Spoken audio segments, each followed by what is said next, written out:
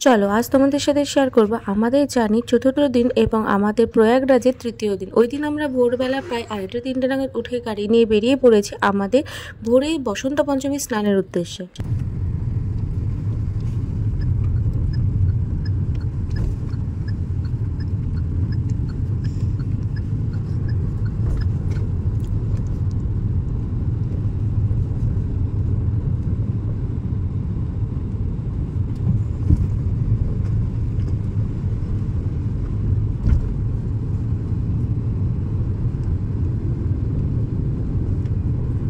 চারিদিকে তখন শুধু অন্ধকার আর অন্ধকার। আমরা সরস্বতী ঘাটে পৌঁছে গেছি। এবার এখান থেকে আমরা লঞ্চে ওঠার জন্য ওয়েট করব। আমাদের লঞ্চ বলেছিল ছাড়বে 6টার আগে নাকি কেউ স্নান করতে পারবে না। যাই হোক, আমরা ওখানে ঘাটের ধারে বসে ওয়েট করছিলাম আর চারিপাশটা দেখতেও খুব ভালো লাগছিলো। দেখো তখন বাজে 4:30 আর ভিড়টা দেখো, ভিড় তো প্রচুর ছিল। আর যে কটা মানুষ তোমরা দেখছো সবাই ছিলেন ওই আর্মিদের ফ্যামিলি মেম্বার্স। আমরা না লঞ্চে উঠে গেছি আর চারপাশটা জাস্ট দেখো, এত ভালো লাগছে সঙ্গমের চারপাশটা দেখতে, মানে অসাধারণ লাগছিল। ওই ভোরবেলার দৃশ্যটাই সত্যি জীবনে কোনোদিন ভুলবো না আমি। भारत माता की जय, भारत माता की जय, भारत माता की जय, जय सिया राम। চলো আমাদের লঞ্চ ছেড়ে দিয়েছে, এবার আমরা যাবো সঙ্গমের উদ্দেশ্যে। কিন্তু হাফ রাস্তায় গিয়ে আমাদের নৌকা থামিয়ে দেওয়ায় সেখানে অ্যানাউন্স করা হচ্ছিল যে 6টার আগে কেউ জলে নামতে পারবে না। তাই জন্য আমরা মাঝ নদীতে আর কি অনেকক্ষণ দাঁড়িয়েছিলাম। তারপরে গিয়ে আমরা পৌঁছালাম সঙ্গমে। এই যে আমার স্নান, আমার ফোনের ব্যাটারি একদম শেষ হয়ে গেছিলো, ফোন সুইচ অফ হয়ে গেছিলো। জাস্ট এইটুকুনি ক্লিপ নিতে পেরেছিলাম স্নানের। ভোর 6টার সময় স্নান, ভাবা যায় তেমন ঠান্ডা জল। যাই হোক, স্নান টান করে বাড়ি ফিরেছি। বাড়ি ফিরে ফ্রেশ হয়ে আমরা বেরিয়ে পড়েছি। এবার আমাদের প্রয়াগরাজ থেকে বেরিয়ে যাওয়ার কথা। তো কুম্ভে স্নান কমপ্লিট। এবার আমাদের নেক্সট ডেস্টিনেশন ছিল প্রয়াগরাজ থেকে অযোধ্যা মানে রাম মন্দির। তো ফার্স্টে আমরা যাবো হচ্ছে আমার মামারই এক স্টাফের বাড়িতে। সেটা ছিল অযোধ্যার রাম মন্দির থেকে প্রায় 2 থেকে 2.5 কিলোমিটার দূরে। চলো যাওয়া যাক, এবার তোমরা দেখতে থাকো।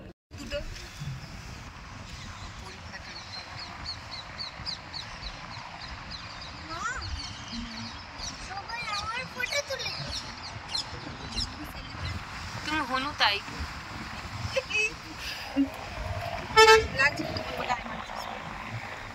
বল, যে বলে সেই হয়।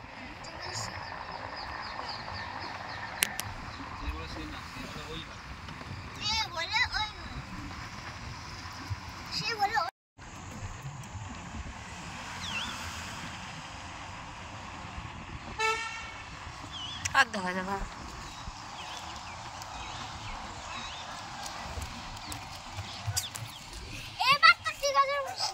আমার তো ঠান্ডা লাগছে হয়ে গেল।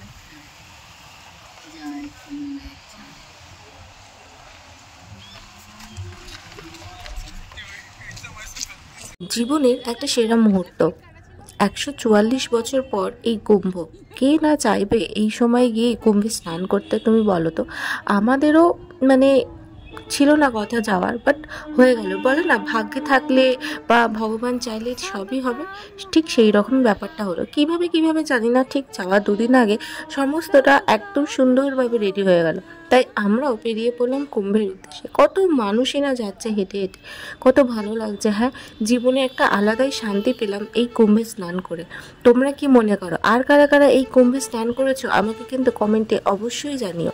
আমারও শুনতে বেশ ভালোই লাগবে যে তোমরা কারা গেছিলে এই কুম্ভে স্নান করতে। এটা মানে সরকারি কোনো বাংলা ওই ইংরেজের আমলে কিছু ছিল হয়তো।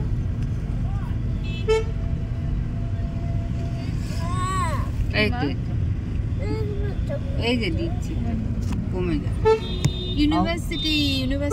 অযোধ্যা যাওয়ার ক্লিপ খুব একটা নেওয়া হয়নি, কেননা যাওয়ার সময় খুব আমরা বিভ্রান্তিতে পড়েছিলাম। কেননা যে রাস্তা দিয়ে আমাদের রাম মন্দিরের দিকে ঢুকতে হবে, অযোধ্যার দিকে ঢুকতে হবে, সেই প্রত্যেকটা রাস্তাতেই পুলিশের গার্ড ছিল এবং প্রত্যেকটা গাড়ি আটকানো হচ্ছিল।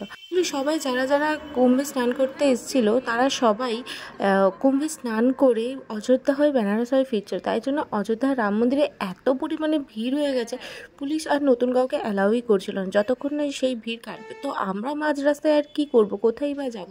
তাই জন্য আমাদের মতো আরও দু একটা গাড়ি ঠিক ওই অযোধ্যা যাওয়ার আগে আগে যে সরু সরু গলিগুলো আছে সেই গলিগুলো দিয়ে বেরিয়ে বেরিয়ে অযোধ্যা রাম মন্দিরের কাছে যাচ্ছিল।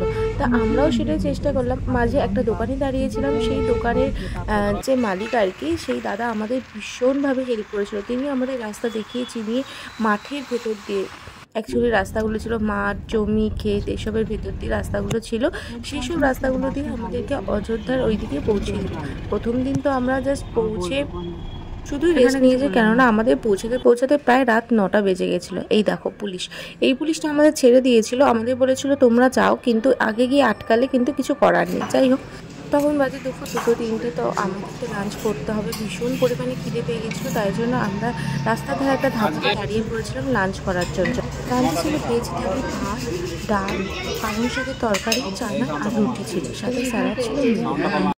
তোমাদের সেই মাঠের মাঝখান দিয়ে ঘাসের মানে জমির মাঝখান দিয়ে সে আলের রাস্তা দিয়ে আমাদেরকে নিয়ে যাওয়া হয়েছিল। এই সেই রাস্তা দেখো, এখান দিয়ে 4 চাকা নিয়ে যাওয়া পসিবল বলো? তাও আমাদেরকে যেতে হয়েছে, যেহেতু ওখানে ভিড় বলে গাড়ি ছাড়ছিল না।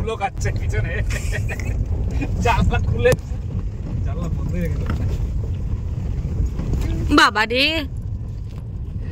হ্যাঁ, অসুবিধা হচ্ছিল, জার্কিং হচ্ছিল ভীষণ, কিন্তু এই সর্ষে ক্ষেতের মাঝখান দিয়ে যেতে কিন্তু বেশ ভালো লাগছিল, বেশ আলাদাই একটা পরিবেশ।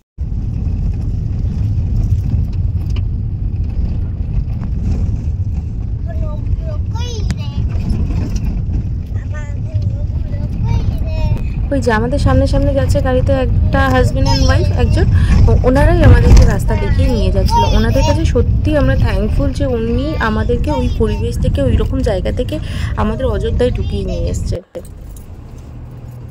ঠিক ঘুরে ফিরে আমার কোলেই আসবে। পিছনে কত গাড়ি রে!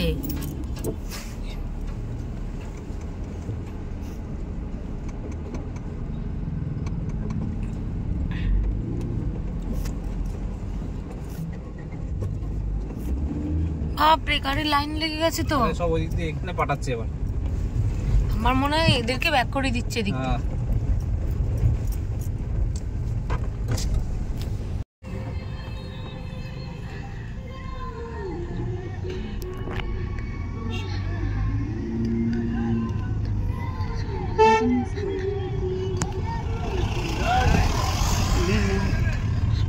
দাঁড়াতে দাঁড়া। जय श्री राम, जय श्री राम। फौजी भाई खाओ कुछ। फौजी भाई को पहुंचा दो। खा जाते हैं अरे वो मटर सब चीज खा जाते हैं। ঢুকে গেল।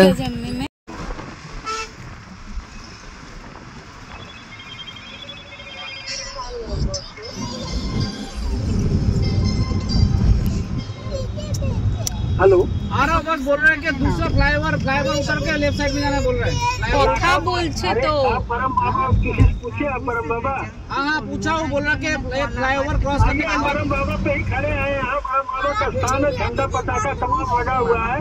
ओके ठीक है, मैं 2 मिनट में पहुँच रहा हूँ, बस 1 किलोमीटर बचा है। আচ্ছা, সেরকম ক্লিপ নেওয়া হয়নি, রাত তো হয়েই গেল, আর আমাদের যেতে জার্নিটা এতটা বাজে ছিল যার ক্লিপ নিতে ইচ্ছাই করছিল না। আমরা ভীষণ পরিমাণে টায়ার্ড ছিলাম। তো আমরা পৌঁছে গেছিলাম, যিনি কথা বলছেন উনি হচ্ছে আমার মামারই স্টাফের বাবা। তো এই হচ্ছে ওনার বাড়ি, ওনার অযোধ্যার বাড়িতে আমরা পৌঁছে গেছি। আজকের রাতটা এখানেই থাকবো, থেকে কালকে সকালে যাব আমরা রাম মন্দির দর্শন করতে। আজকের এই ব্লগটা কেমন লাগলো অবশ্যই জানিয়ে কমেন্ট করে লাইক, শেয়ার এবং যারা সাবস্ক্রাইব করোনি প্লিজ সাবস্ক্রাইব করে দিও। টাটা।